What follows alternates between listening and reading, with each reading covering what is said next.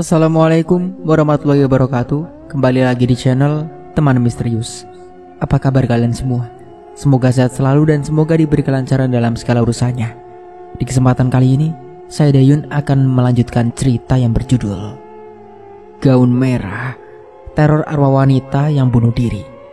Bagaimana dan seperti apa kelanjutan ceritanya? Tentunya tak usah berlama-lama, langsung saja kita masuk ke ceritanya.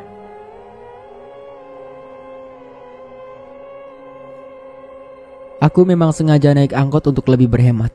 Yang sebelumnya aku dikasih tahu Teh Desi untuk naik angkot yang jurusan kesini jangan nomor kesekian, agar aku tidak salah tujuan.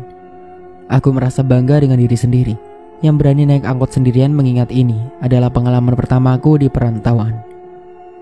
Nah, kalau gini kan kamu bisa lebih berhemat, ucapnya ketika aku baru turun dari angkot. Iya Teh, bener banget, jawabku. Kami berdua pun berjalan bersama menuju PT. Duh, perutku sakit lagi, bagiku ketika berjalan. Kamu belum sarapan ya? Udah Teh, tapi ini hari pertama datang bulan. Biasanya emang sakit kalau hari pertama, ucapku. Oh iya emang, Teteh juga suka gitu. Nanti minumnya anget, jangan es dulu. Aku mengangguk dan kami pun melanjutkan berjalan. Singkatnya, di saat kami akan mulai bekerja, aku melihat sosok laki-laki di sampingku yang waktu itu berada di samping Tewati, yang seharusnya dia berada di lane 1 bersama Tewati. Loh, mana Kevin? Tanyaku. Oh, si Kevin, izin gak masuk, jawabnya. Wih, asik nih, ada Bang Kholil, ucap Teh Mutia. Ya Mut, siap gober ya? Siap banget, gue suka nih kalau yang jalanin lu Bang. Santai, gak kayak si Kevin yang gober-gober baik. Mereka berdua pun tertawa bersama. Aku pun ikut cengengesan. Ros, ngapa lo ikut ketawa? Kata Bang Kholil. Lah masa diem baik Bang, jawabku. Pekerjaan pun dimulai dengan meja compare yang mulai berjalan. Di situ aku merasakan hawa yang tidak biasa. Ada rasa aneh dan lemas. Ros, lo kenapa? Tanya Bang Kholil. Enggak apa-apa Bang, lemas aja rasanya. Makanya makan yang banyak Ros. Bang, bisa ganti panggilnya Ca aja gak sih? Aku gak suka kalau dipanggil Ros, terkesan galak kayak Kak Ros, ucapku protes. Enggak apa-apa, gue suka panggil lu Kak Ros. Terserah deh, ucapku kembali melanjutkan pekerjaan. Tak berselang lama, samar-samar aku mencium bau melati dari arah packing yang semakin lama semakin menusuk hidungku. Awalnya aku abaikan, yang mungkin itu parfum seseorang yang benar lagi akan hilang. Aku merasa makin lemas dan bau itu tak kunjung hilang. Sampai akhirnya aku berkata, Temut, nyium bau melati gak? Tanyaku padanya. Ya bener aja lu, gue gak nyium apapun, jawab Teh Mutia sedikit kaget. Beneran Teh, baunya kenceng banget, keluhku. Bang, si Rosa nih katanya nyium bau melati, ngeri gue, ucap Teh Mutia. Yang bener lu Ros, hati-hati lu. Badanku lemes Bang, ucapku. Bahaya nih Mut, lu mau istirahat dulu gak? Tanyanya. Enggak Bang, masih kuat kok. Jangan kelamun lu, cepet baca ayat pendek sama istighfar. Aku pun hanya mengangguk. Selama bekerja, Bang Kholil dan Teh Mutia memanggilku untuk memastikan aku tetap baik-baik saja. Ros, masih bau melati gak? Tanya Bang Kholil. Aku hanya mengangguk.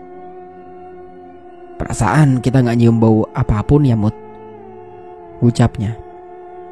Jadi yang mencium bau melati ini hanya aku saja. Aku teringat kata-kata dari Teh Widi, kalau wanita yang sedang datang bulan lebih rawan. Aku pun terus bersifar memastikan diriku baik-baik saja. Tak berapa lama, mataku terpejam, semua jadi gelap. Aku tidak merasakan apapun, tapi posisiku masih terduduk. Sampai akhirnya, Ros, aku mendengar teriakan Bang Kholil dan Teh Mutia, membuat aku langsung membuka mata. Aku bingung dan langsung menatap Bang Kholil. No lihat, masa lu neter? Ucap Bang Kholil yang lalu turun dari mesin. Aku hanya diam dan melihat di depan meja kembayarku. Banyak yang aku teterkan. Bukannya gercep membantu, aku masih terbengong saja akan kejadian yang terjadi barusan. Aku berpikir apa mungkin aku tertidur atau aku akan pingsan, tapi nggak jadi. Dan aku pun menyadari bahwa melati itu telah hilang. "Woi, bantuin, malah bengong lu," ucap Teh Mutia. Aku hanya diam dan mulai membantunya. "Lu kenapa sih, Rus?" tanya Bang Kholil. Aku mengembuskan nafas kasar. Ditanya tuh jawab," keluh Teh Mutia. "Gak apa-apa bang, cuman ngantuk aja," jawabku. "Makanya Ros, jangan begadang mulu," ucap Bang Kholil yang naik ke misinya lagi. "Ya maaf ya, udah buat neter," jawabku. Kami pun mulai melanjutkan pekerjaan. Aku mencoba sebisa mungkin tetap terjaga, sambil bel istirahat pun bunyi. "Ayo Cak, makan," ucap Teh Desi. Tete duluan aja, aku mau ganti pembalut dulu," ucapku. "Oh, mau temenin gak?" "Gak usah Teh, aku cuma sebentar, nanti langsung nyusul Teteh. Oh iya, aku nitip satu boleh, es kopi," ucapku padanya memberikan uang. "Oke deh, sama bakso gak?" tanyanya. "Boleh Teh." Setelah itu aku pun menuju loker terlebih dahulu. Cak, gak makan?" tanya kakak Dipka yang tiba-tiba di belakangku. Nanti kak," jawabku yang membuka kunci di loker. "Mau makan bareng?" tanya kakak Dika lagi. Sebelum aku sempat menjawab, terlihat seorang wanita senior yang masuk dan menghampiri kakak Dika. Mereka berdua pun menjauh dariku dan mengobrol di kursi. Aku mengiraukan mereka saja, lalu mengambil pembalut di loker dan bergegas ke toilet. Ya ampun, sepi banget, gumamku. Aku pun masuk ke salah satu toilet. Dan seperti biasa gangguan dari sosok itu lagi. Seperti bunyi toilet, dan kali ini aku mendengar seperti dia keluar dari toilet dan berjalan ke depan pintu toiletku. "Jangan ganggu Teh, maafin aku kalau punya salah," gumamku sendiri. Aku merasakan kalau dia tengah berdiri di depan pintu toiletku. Aku pun tak menghiraukannya sampai aku belum selesai. Kemudian aku membuka pintu. Bismillah. Setelah pintu terbuka, tak ada siapapun di sana. Aku pun mengendus kesal dan keluar dari toilet. Aku berjalan dengan membalas pesan dari Teh Desi hingga tak kuperhatikan langkahku. Sampai akhirnya aku hampir terjatuh ketika aku dapati aku menabrak seseorang. Apa kalian bisa menebaknya? Ya, itu adalah Kak Dika. Dan ini seperti adegan di drama Korea. Ketika aku menabrak dan hampir terjatuh, dia pun menggenggamiku. Kami menatap satu sama lain beberapa detik, hingga akhirnya Kak Dika melepaskanku. "Maaf Cak, bukan maksudku," ucapan Kak Dika terpotong. Gak apa-apa Kak, makasih ya," ucapku berlalu pergi. Aku tersenyum-senyum sendiri di perjalanan menuju kantin. Pandangan Kak Dika selalu melintas di pikiranku. Singkatnya, setelah istirahat, kami pun mulai mempersiapkan diri untuk mulai bekerja kembali. Di sela pekerjaan aku melihat Kak Dika datang menghampiriku dengan tersenyum. Aku pun balik tersenyum. Kak Dika hanya menatapku tanpa berbicara, membuat aku jadi grogi melakukan pekerjaanku. "Lu ngapain sih di situ Dika? Rusak mood gua aja," ucap Teh Mutia. "Lah, gue lagi liatin Ocak kerja," ucapnya dengan kedua tangan dilipat ke depan. "Jangan macem-macem lu, udah sono pergi. Mentang-mentang si Rosa anak baru lu. Ingat yang ono noh," ucap Teh Mutia. Dika pun hanya tersenyum dan berlalu pergi. Yang ono, dia udah punya pacar, gumamku dalam hati. "Hati-hati lu sama dia," ucap Teh Mutia. "Kenapa Teh?" Sebelum Teh Mutia menjawab, ada leader menghampiri line kami. Lama dia di sana hingga aku lupa akan pertanyaanku. Singkatnya, jam break pun tiba. Aku langsung lari ke toilet karena tak mau menunggu, sebab kalau break seperti ini akan banyak yang datang ke toilet. Di saat aku akan tiba di toilet, tiba-tiba bruk, aku jatuh tersungkur hingga daguku mengenai lantai sampai tergores hingga kulit luarnya mengelupas. Perih rasanya, tapi lututku juga sakit atas insiden yang terjadi. Aku perlahan-lahan bangun dan untungnya tak ada orang yang melihatku terjatuh Kalau ia bisa malu aku. Selain merasakan sakit, aku juga berpikir, kenapa bisa tiba-tiba kayak ada kaki yang sengaja menyandungku? Aku merasa kakiku menabrak sesuatu, padahal di sana tidak ada apapun. Apa ini ulah penunggu di sini ya? Tapi kan aku gak salah apapun, gumamku sendiri. Kemudian aku berjalan menuju ke toilet dengan meringis kesakitan. Setelahnya aku langsung ke kotak P3K untuk mengambil Hansaplast. Cak. Tiba-tiba ada yang memanggil namaku. Aku pun menengok mencari-cari suara tersebut. Kulihat di sana wajah yang tak asing. Seorang senior yang tempo hari menegurku saat malam hari. Dia pun mengisyaratkan agar aku mendekatinya. Ada apa? Tanyaku padanya. Akhir-akhir ini aku sering lihat Dika kayak deketin kamu. Ucapnya tiba-tiba yang membuatku kaget. Lalu kenapa? Tanyaku. Aku cuman mau ngasih tahu kamu, sebaiknya kamu jauhin dia. Sontak aku tambah makin bingung. Apa alasannya? Tolong coba jelaskan. Apa dia udah punya pacar? Tanyaku dengan membincingkan mata.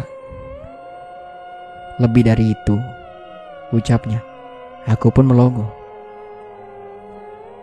Kamu pernah lihat kan senior cewek yang putih itu sering bareng sama Dika di sela-sela break atau istirahat? Sambungnya kembali. Oh iya, aku ingat. Dia pacarnya? Iya, dia pacarnya. Dan mereka hubungan diam-diam agar tidak ketahuan. Ya iyalah, diam-diam. Kan di PT gak boleh pacaran, ucapku, yang sedikit merasa kecewa dengan kebenaran ini. Tapi aku mencoba biasa saja. Iya, aku tahu itu. Tapi ini lebih dari apa yang kamu bayangin. Sebenarnya Dika itu udah punya istri dan anak yang usianya baru 8 bulan. Apa? Dia sudah punya istri? Lalu apa yang dia lakuin selama ini? Dan ya, dia juga punya pacar. Lalu bagaimana dengan nasib anak dan istrinya? Aku terdiam memikirkan itu semua. Makanya aku kasih tahu kamu supaya kamu jauhin dia, agar kamu tidak terseret ke hubungan gila itu. Kamu masih baru di sini. Nanti kamu pasti lebih gampang dimanfaatin si Dika, karena Dika tahu kamu masih polos. Ucapnya dengan menatapku. Makasih ya kak, aku udah dikasih tahu. Ucapku dengan menundukkan kepala. Tak kusangka wajah Dika yang baby face itu udah nikah dan dia termasuk golongan yang tidak setia dengan memanfaatkan wajahnya itu. Udah ya, mulai sekarang jauhin dia. Gak usah respon dia. Jangan mau juga dianterin pulang. Ucapnya, aku pun mengangguk. Oh iya, maaf ya, udah nenggur kamu tempo hari. Kenalin, aku Akbar. Ucapnya dengan mengulurkan tangan. Aku menyambut tangannya dengan berkata, udah tahu nama aku kan? Ucapku. Iya, banyak senior yang tahu kamu gara-gara si Dika deketin kamu. Aku merasa malu akan hal itu. Tiba-tiba bel berbunyi dan Kak Akbar pergi meninggalkanku untuk menuju ke lain dia. Singkatnya, setelah aku pulang dan dikontrakan, aku menelpon orang tuaku dan menceritakan semua yang terjadi di PT, kejadian horor yang menimpaku di sana. Dengan ini akhirnya ayahku mencari tahu tentang apa yang terjadi sebenarnya. Ayah berzikir di malamnya setelah aku menelpon dengan sebelum bertanya dengan Pak Ustadz. Dan hal yang tak terfikirkan dan di luar nalar terjadi. Ketika tengah malam ayahku sedang berzikir di ruangan tempat sholat dan ibuku sudah tertidur di kamarnya dengan adekku. Pintu kamar diketuk dengan pelan. Ibuku yang sedang tertidur pun mendengar ketukan itu samar-samar dan mencoba membuka matanya perlahan. Ibuku tiba-tiba mencium bau melati yang sangat kuat. Pintu kembali diketuk dengan pelan. Ibu menatap pintu kamar itu dengan seksama. Sampai tiba-tiba ada sosok yang menembus pintu kamar dan melayang dengan sangat cepat menghampiri ibuku yang menatapnya. Sosok itu memiliki rambut yang panjang dengan gaun merah dan wajahnya saling berhadapan dengan ibu. Seakan sosok itu ingin memakan ibuku. Kata ibu, wajahnya pucat dengan mata yang menatap ibu tajam. Katanya, kalau sosok berbaju merah itu biasanya disebut kuntilanak merah itu akan jahat dan mungkin baunya juga busuk. Tapi sosok ini berbau melati. Saat bertatapan dengan ibu pun Baunya benar-benar melati yang menusuk hidungnya. 2 detik kemudian ibu pun berteriak membangunkan adikku yang masih berusia 6 tahun itu. Sosok itu pun menghilang menyisakan bau melati di kamar. Tak berselang lama ayah datang ke kamar. "Dia datang sini, Bu," ucap ayah yang mengedarkan pandangan. "Baunya masih di sini." Lanjutnya, ibu pun menceritakan hal yang barusan terjadi dengannya. Ayah tak mendengar karena mungkin dia sedang fokus dengan zikirnya, dan jarak kamar dengan ruangan sholat tersekat 2 ruangan. "Kayaknya dia gak terima dengan kita yang tadi membicarakannya. Bahkan dia juga memberitahu tentang dirinya dengan Pak Ustadz," ucap ayah. Singkat waktu esok pun tiba. Ayah kembali ke rumah Pak Ustadz untuk menanyakan perihal yang terjadi semalam. Dia memang datang semalam, tapi dia cuman ingin berkenalan juga, terutama dengan putri kalian," ucapnya dengan setelah ayah menceritakannya. "Rosa?" tanya ayah. "Ya, dia sempat mengalami pingsan dan mencium bau melati, bukan? Sebenarnya dia ingin masuk ke tubuh putrimu, tapi tidak bisa karena kau membawakan sesuatu yang selalu putrimu bawa. Sosok itu penasaran dengan putrimu. Kenapa putrimu tidak takut dan sempat mengajaknya bicara di toilet, bukan? Itu sebabnya sosok ini penasaran dengan putrimu. Lalu kejadian saat putrimu jatuh. Sebenarnya dia tidak berniat jahat, cuman putrimu tersandung gaunnya karena sosok itu selalu mengikuti putrimu." Jelas Pak Ustadz panjang lebar. "Apa dia bahaya?" tanya ayah. "Tidak, justru dia melindungi putrimu di sana." "Melindungi?" ucap ayah dengan mengerutkan keningnya. "Ya, bisa dibilang seperti itu. Dia cuma ingin berteman saja." Penjelasan Pak Ustadz yang membuat ayahku lega.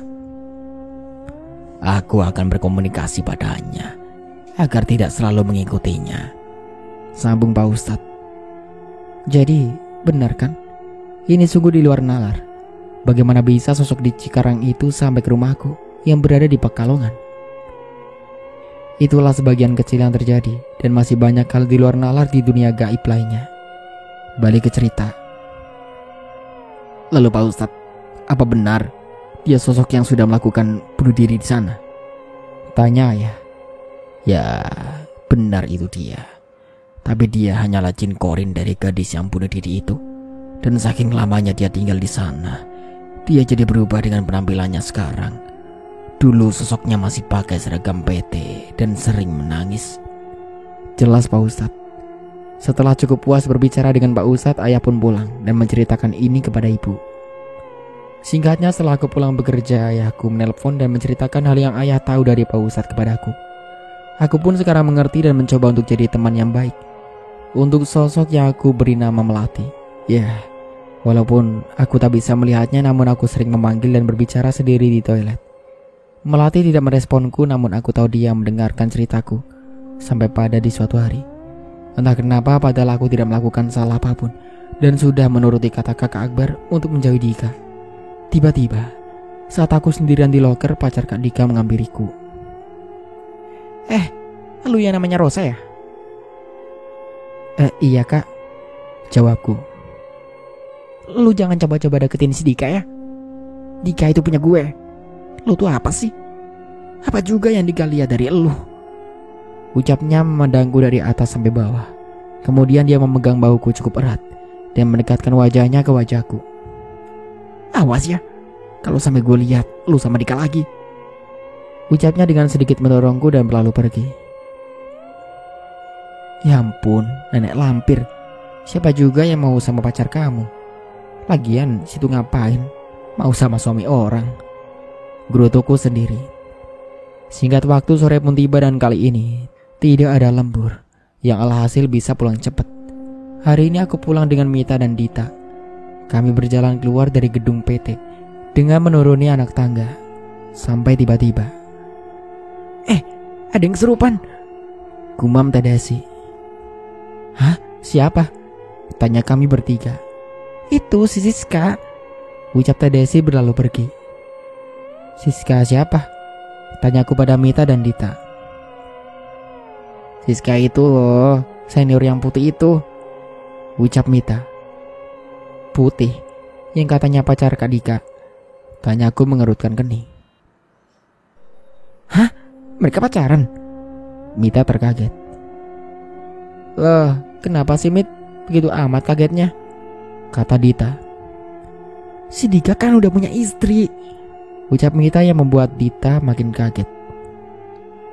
Oh, jadi si Mita udah tahu, gumamku dalam hati. Kenapa dia pacaran kalau udah punya istri? Ucap Dita melotot. Namanya juga buaya, celotuku. Ya udah, kesana yuk, sambungku dan mengajak mereka untuk melihat. Terlihat sudah banyak kerumunan di sana, dan tentunya aku melihat Dika yang memegang tangan Siska di sana. Siska berteriak-teriak dan melihat-lihat sampai hijabnya terlepas dari kepalanya yang memperlihatkan rambutnya yang pirang. Aku janji tidak akan mengganggunya lagi. Tiba-tiba Siska berteriak dan mengucapkan itu. Jangan-jangan yang merasuk itu Melati? Kan tadi sempat si Siska kelabrak aku di loker, pikirku. Sakit, aku janji tak akan mengganggunya lagi, teriaknya kembali. Kemudian ada salah satu bapak-bapak yang juga bekerja di sana memegang kepala Siska, yang terlihat mulutnya berkemat-kamit. Siska masih saja berteriak-teriak. Ayo pergi, merinding aku, ucap Dita. Kemudian aku iakan bersama Mita. Kami bertiga pun berjalan menjauhi kerumunan. Kami berjalan cukup pelan dan sesekali mengabadikan foto bersama. Sampai akhirnya Rosa, panggil salah satu senior. Iya, kenapa? Aku merasa sedikit kaget. Ini si Siska nyariin kamu, ucapnya yang seketika membuat jantungku berdebar. Masa iya? Emang kenapa? Tanyaku. Gak tahu, katanya dia pengen ketemu kamu, ucapnya yang membuat aku semakin senam jantung. Gak bisa, maaf, aku mau pulang. Udah ditungguin saudara aku nih. Besok aja ya, kalau mau ketemu. Sampaiin maaf aku ke dia ya, ucapku berdalih karena tak ingin bertemu dengan Siska. Ya udah jam pulang juga. Sana istirahat, hati-hati di jalan, ucapnya berlalu pergi. Dih, apaan sih, gak jelas banget, gerutu Dita yang langsung menggandengku berjalan bersama. Kami pun pulang bersama menuju rumah Mita. Singkat waktu keesokan harinya saat aku tengah berada di loker sendirian dengan memainkan ponselku. Rosa, panggil seorang dan aku menoleh sumber suara itu. Ternyata si senior putih itu yaitu si Siska. Dia berjalan mendekatiku dan kemudian duduk di dekatku. Aku memandangnya dengan tatapan bingung. Aku minta maaf ya atas kejadian kemarin. Mungkin sikapku terlalu berlebihan dengan kamu, ucapnya tiba-tiba dengan meraih tanganku. Iya kak, ucapku terbata yang masih bingung dengan sikap dia. Dia hanya tersenyum dan kemudian berlalu pergi, membuat kebingunganku makin parah. Tak berapa lama aku lihat Tewidi masuk dan menghampiriku. Habis ngapain ya? Tanya Tewidi. Aku pun menceritakan yang terjadi barusan, yang sebelumnya Tewidi juga tahu, atas pengelabrakan Siska tempo hari. Oh gitu? Biar mampus tuh anak, ucap Tewidi. Mampus kenapa teh? Ya habisnya jahat sama kamu, padahal cuma jadi selingkuhan, tapi berlagak kayak istrinya. Semoga saja cepat dilabrak tuh Siska sama istri Dika, gerutunya kesal. Ya gak jahat kok teh, buktinya aku gak ada yang luka, jawabku. Kamu tuh, tahu gak sih kenapa si Siska bisa kesurupan? Ucapnya serius. Apa teh? Tanyaku serius. Dengar-dengar si Siska tuh saat sendirian di loker, tiba-tiba dia melat penampakan di pojok sono noh, tunjuknya. Terus tanpa baba sosok itu langsung melesat dan mencekik Siska. Habis itu Siska agak keingat apa-apa dan jadilah kesurupan. Merinding teteh. Yuk pergi dari sini. Tewidi menarik tanganku untuk keluar dari ruangan loker. Penampakan yang dilihat gimana teh? Tanyaku setelah kami duduk di ruangan produksi. Rambutnya panjang, pakai rok merah, kayak kunti merah gitu. Ucapnya yang seketika membuatku agak tersenyum. Si Ocha malah tersenyum. Cerita horor juga. Kesal Teh Widi. Lucu aja teh. Teh Widi memutar matanya. Aku ke toilet dulu ya teh. Aku berdiri dari dudukku. Ikut. Dia ikut berdiri dan menggandeng tanganku. Kami berdua pun di toilet. Aku masuk ke salah satu toilet, sedangkan Teh Widi berkaca di wastafel. Makasih ya Melati, tapi jangan gitu juga. Kasihan tuh si Teteh Siska. Ucapku lirih dalam toilet. Cak, teriak Teh Widi. Apa teh? Sautku. Kamu ngomong sama siapa? Tanyanya. Aku gak ngomong kok. Lelaku. Setelah kejadian ini, tidak ada hal janggal lainnya di PT tempatku bekerja. Semuanya berjalan normal. Sampai akhirnya aku habis kontrak dan berpamitan dengan semua yang ada di sana, termasuk dengan Melati, karena kontrakku tidak diperpanjang dengan alasan yang tidak masuk akal menurutku, yaitu karena aku tidak pernah ngasih sesuatu ke atasan. Ya, pikiranku kerja di sini bukan cari muka. Padahal aku kerja gak pernah bikin masalah, tapi ya tetap yang kayak aku kalah sama yang pandai cari muka. Gak usah disebut juga ya siapa orangnya. Di tahun berikutnya aku juga dibohongi pihak PT itu lagi untuk kerja di sana, tapi aku udah punya pekerjaan baru. Sampai di sini ceritaku. Sebenarnya ada kejadian janggal di kontrakan yang kami tempati, dan akan aku ceritakan di judul yang berbeda. Terima kasih sudah mendengarkan ceritaku. Dan begitulah akhir dari ceritanya. Sampai jumpa kembali di judul cerita baru berikutnya. Saya Deun pamit undur diri. Kurang lebihnya mohon maaf. Wassalamualaikum warahmatullahi wabarakatuh.